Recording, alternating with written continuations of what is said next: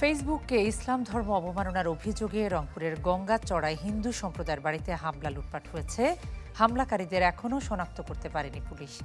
এদিকে ক্ষতিগ্রস্তদের বাড়ি ঘর মেরামতের কাজ শুরু করেছে স্থানীয় প্রশাসন। আতঙ্ক বিরাজ করছে হিন্দু পাড়ার বাসিন্দাদের মাঝে। ফেসবুকে পোস্ট দেওয়া ওই কিশোরকে কারাগারে পাঠিয়েছেন আদালত। রংপুরের গঙ্গাচড়ার হিন্দু পাড়া, চোখের সামনে সাজানো ঘর ভাঙচুর হলো, লুটপাট হলো, কিন্তু কিছুই করার ছিল না বাসিন্দাদের।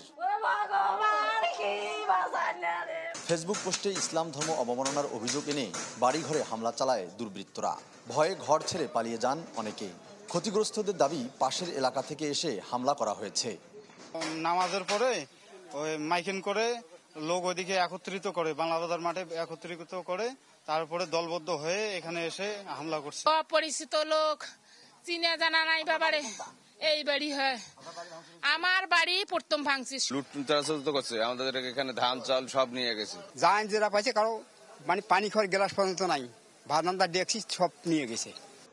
ঘটনার একদিন পর ঘর মেরামতের কাজ শুরু করে স্থানীয় প্রশাসন। হামলাকারীদের শনাক্ত করে দ্রুত আইনের আওতায় আনার আশ্বাস পুলিশের। সবাই এখন এখানে সকল পরিবার অবস্থান করছে এবং তাদের যে জিনিসপত্রগুলো রয়েছে জেলা প্রশাসনের পক্ষ থেকে সেগুলো প্রোভাইড করা হচ্ছে। আমার কাছে উদ্বেগজনক মনে হচ্ছে না, কারণ কতিপয় উচ্ছৃঙ্খল ব্যক্তি একটা সমাজের শান্তি শৃঙ্খলা নষ্ট করতে পারে না। আমরা পরিস্থিতি স্বাভাবিক করেছি। ফেসবুকে পোস্ট দেয়া ওই কিশোরকে কারাগারে পাঠিয়েছেন আদালত।